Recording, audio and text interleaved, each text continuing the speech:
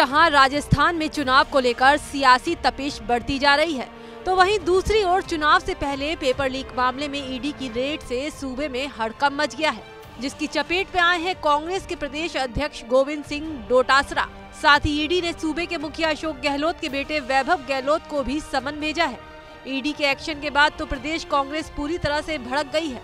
CM Ashok Gehlot ने ED के बहाने केंद्र सरकार और बीजेपी पर जोरदार हमला बोला। गहलोत ने सोशल साइट एक्स पर एक पोस्ट लिखा, जिसमें 2 तस्वीरें शेयर की। 25 अक्टूबर को राजस्थान की महिलाओं के लिए कांग्रेस की गारंटियां लॉन्च और 26 अक्टूबर को राजस्थान कांग्रेस अध्यक्ष गोविंद सिंह जी डोटासरा के यहां ईडी की रेड और मेरे बेटे वैभव गहलोत को ईडी में हाजिर होने का समन। गहलोत ने आगे लिखा कि अब आप समझ सकते हैं जो मैं कहता आ रहा हूं कि राजस्थान के अंदर ईडी की रेड रोज इसलिए होती है क्योंकि भाजपा ये नहीं चाहती कि राजस्थान में महिलाओं को, किसानों को, गरीबों को कांग्रेस द्वारा दी जा रही गारंटियों का लाभ मिल सके। पोस्ट के अलावा अशोक गहलोत ने प्रेस कॉन्फ्रेंस के जरिए भी बीजेपी और केंद्र को आड़े हाथों लिया और कहा कि मेरे बेटे या पीसीसी चीफ का सवाल नहीं है, इन्होंने पूरे देश में आतंक मचा रखा है। इनकी क्रेडिबिलिटी नहीं रहेगी तो आप सोचिएगा कि मैच हो जाएगा, देश के अंदर मैच हो जाएगा वित्तीय अनियमितताओं का, फाइनेंशियल इरेगुलरिटीज, क्राइम का। हर राज्य में कहते हैं कि आप जांच सीबीआई को दे दीजिए, ये क्रेडिबिलिटी होती है। आज उल्टा हो रहा है। तो आज जो स्थिति है वो चिंताजनक स्थिति है। सवाल पीसीसी प्रेसिडेंट का नहीं है, सवाल मेरे सन का नहीं है, सवाल है कि पूरे देश के अंदर आतंक मचा रखा है।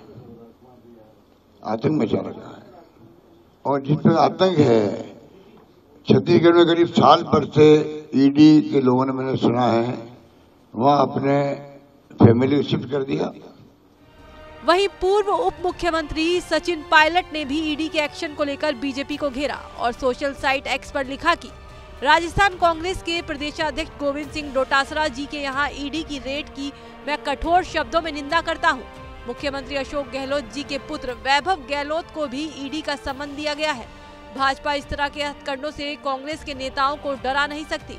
प्रदेश कांग्रेस के सभी नेता और कार्यकर्ता एकजुटता से साथ खड़े हैं। बता दें कि पेपर लीक मामला ईडी की जांच के दायरे में तब आया जब जयपुर के 2 निवासियों ने 2015 में एक शिकायत दर्ज कराई थी, जिसमें कहा गया था कि वैभव गहलोत ने मॉरिशस स्थित शिवनार होल्डिंग्स नाम की कंपनी से अवैध धन को ठिकाने लगाया था। इस कंपनी पर एक शेल कंपनी होने का संदेह है। इसी सिलसिले में ईडी ने वैभव गहलोत को समन जारी कर 27 अक्टूबर को पूछताछ के लिए बुलाया है। समन आया है और ये मामला तो 12 साल पहले, 13 साल पहले भी यही आरोप लगाए गए थे, तब भी हम लोगों ने इसका जवाब दे दिया। 12-13 साल बाद फिर इन्हीं बातों को लेके ईडी वापस आया है। तो प्रदेश की जनता समझती है कि क्यों चुनाव में जब आचार संहिता हो गई तभी इनको याद क्यों आ रही है। सर, डोटासरा जी के भी छापे मारे गए ईडी के पेपर लीक को लेकर। हाँ, वो मुझे जब मैं जयपुर से रवाना हो रहा था तब मालूम पड़ा था। अरे यार, सभी लोग आदरणीय प्रदेश अध्यक्ष जी के निवास स्थान पर भी ईडी के छापे पड़े। वहीं जिस गोविंद सिंह डोटासरा के यहाँ ईडी की रेड हो रही है, उनकी गिनती प्रदेश के बड़े कांग्रेसी नेताओं में होती है। वो गहलोत कैबिनेट में शिक्षा विभाग के राज्य मंत्री रहे हैं।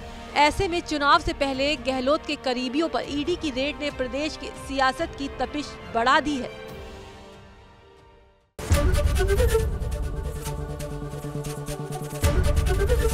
एबीपी गंगा, खबर आपकी, जुबान आपकी।